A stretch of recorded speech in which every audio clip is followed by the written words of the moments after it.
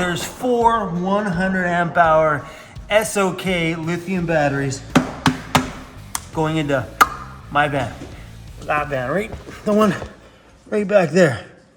That's Rainer. We're at re-outfitted. Back in the winter of 2021, I hit minus 30 degrees Celsius in my van, and my battery monitor system and one of my batteries decided to fail and not turn back on, leaving me with no heat and no electricity. You're allowed to discharge these batteries in cold weather, you're just not allowed to charge them. The failed BMS left us cold. Where are you guys?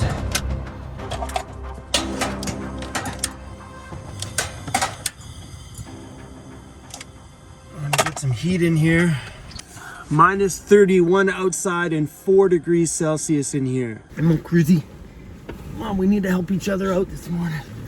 Come here.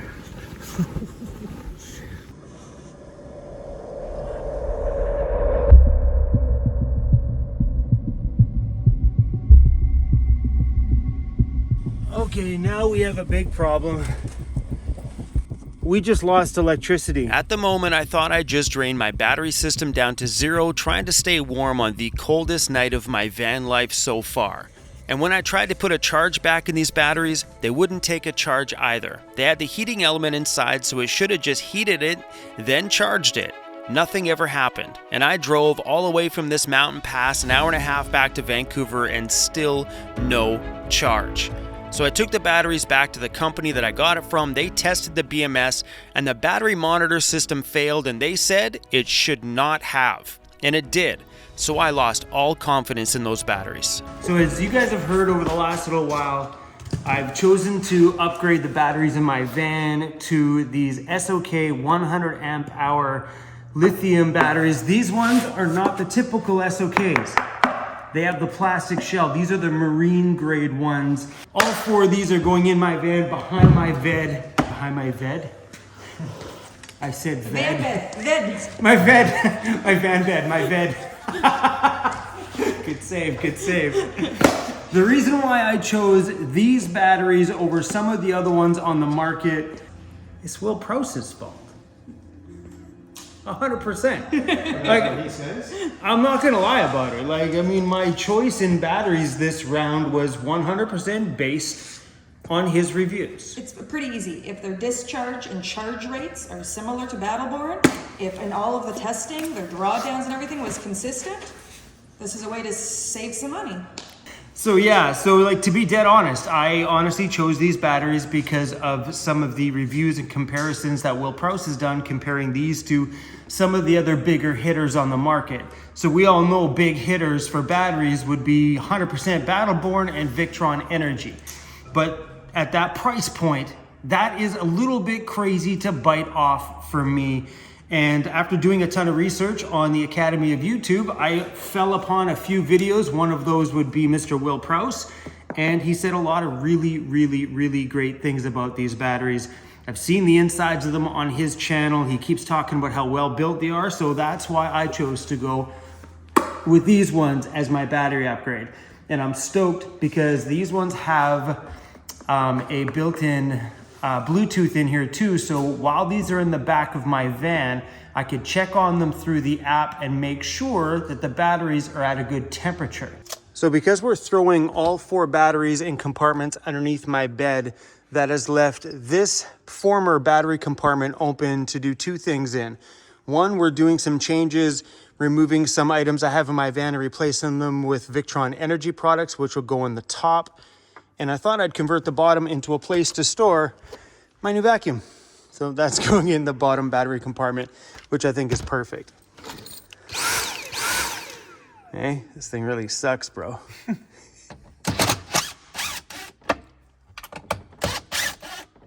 Since I'm reworking the whole system, I'm spoiling myself with a bunch of different luxuries, and one of those is putting power plugs and switches in here, finally making life just so much more simpler.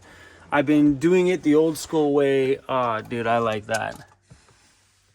I like that. We'd reverse it though, but I like that. Oh no, that's actually nice that way. Looks good, man.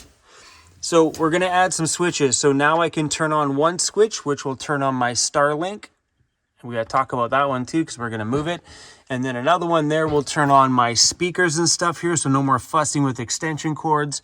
And then that one down there will probably go to a charging station for some devices like my Vacuum. my new vacuum. But yeah, having them on switches like this, just hit the rocker, you're done.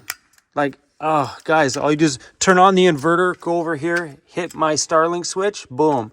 Hit my party switch, which would be my speakers, boom. And then you can shut these other two off, and then just, that's the cleanup after the party vacuum charge.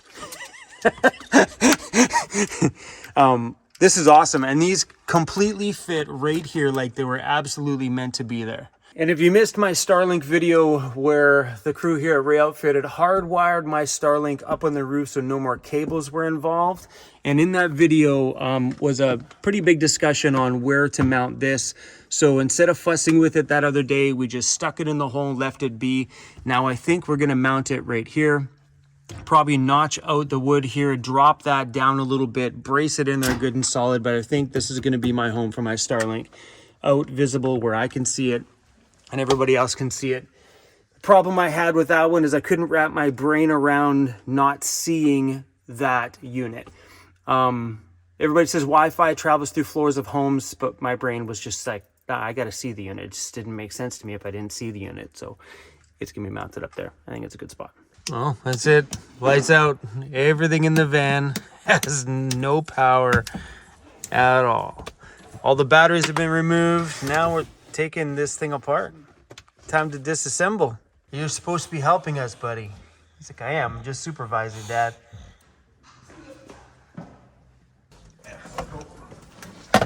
There we go. Hey, look at that. It's easy to get from here now. So this Noco charger that I just threw underneath my seat, Rainer's actually going to move things around here and get that thing mounted back here, which is awesome. So it's not just lingering around. For the help. Yes, thank you. Thank you. So Rainer's taken all my electrical apart. He pulled everything out. He's like, oh, heck no. I'm actually really glad, because over the years what happens with electrical is it starts off to be semi-neat and tidy. Then you add something and tuck a wire back there. Add another thing, tuck more wires back there. And before you know it, when you pull out everything you've tucked away and didn't see, it, well, looks like this. So I'm kind of excited that the crew here is fixing all this stuff up for me. This is pretty great.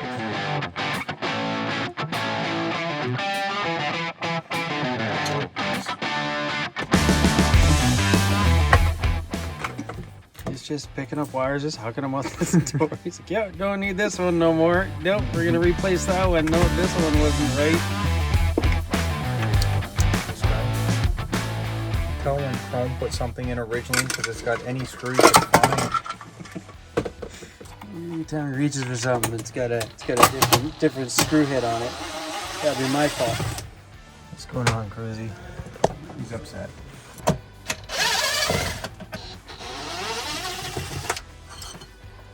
So we're gonna leave one back there. Is that? That's not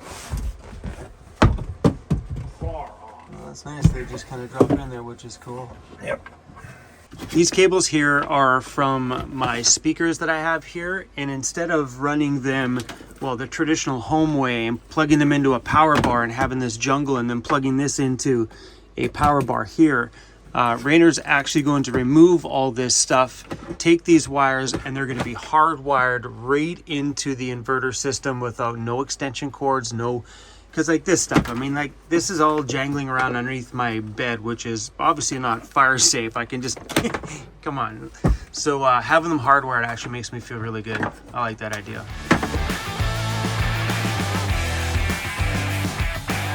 There's a lot of things going on right now. Ryan's over there working on my drawer for my Dyson, my new vacuum, and Rainer's in here pulling wire. A lot of people in here. I don't think I've ever had this many people in my van.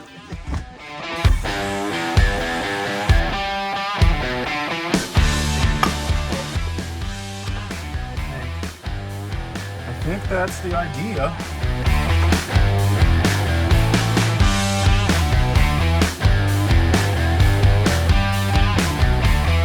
seriously go outside for 1 minute. And look at this. Rainer's already got all the electrical stuff bolted into that panel. Like, I missed all the good stuff. Don't walk away. Well, I know, I had a phone call. That looks amazing, man.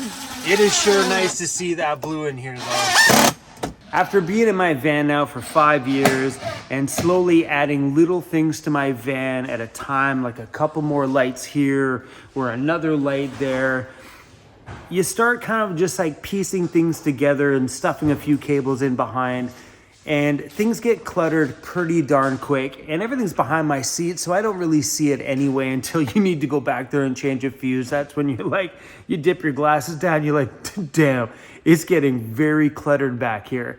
So it's feeling really good right now to have the crew here at Ray Outfitted clean everything up for me.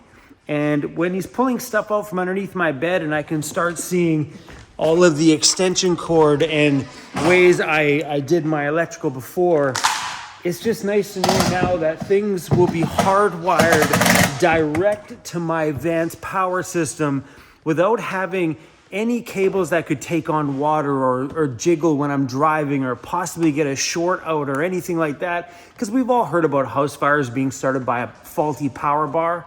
So it feels really good to be able to toss all that stuff out of my van and have things properly done back here and remove a lot of my ruckus. So, Rainer, thank you, sir. Here's a little walkthrough of what we've done so far today.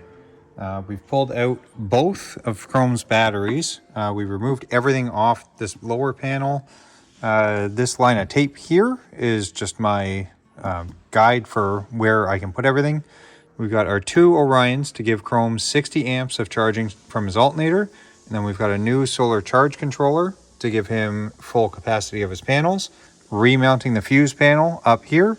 So we'll reconnect all of this stuff to it. We've redone the wires for his monitors. So these will get paired together and put to a switch up here. That's one of his Starlink wires. And then this is the jumble of stuff that we've still got to figure out where we're running and connecting. And right now we've got the temperature sensor for the Renogy tied up to the new wires for the solar and the wire for the battery monitor, because they're going to get run to the back, so that this will get tied to the wires coming through the roof. And this just goes to the shunt, which is being moved to the back closer to the batteries. The batteries I chose for this upgrade are the SOK S12 V100Ps. I'll leave the links to them down below if you guys want to check them out. I'll also leave all the technical information up here on the screen if you guys just want to screenshot it and give it a bit of a look over, or if you're into that technical stuff. But it has low temperature cutoff protection, a 7-year warranty, and a cycle lifespan of 4,000 to 8,000 cycles. What that means is I can charge and fully discharge these things 4,000 to 8,000 times before these batteries will need to be replaced. That's a long, long time. Anyway, guys, I know the lighting on here is really bad, but I don't have any electricity in my van.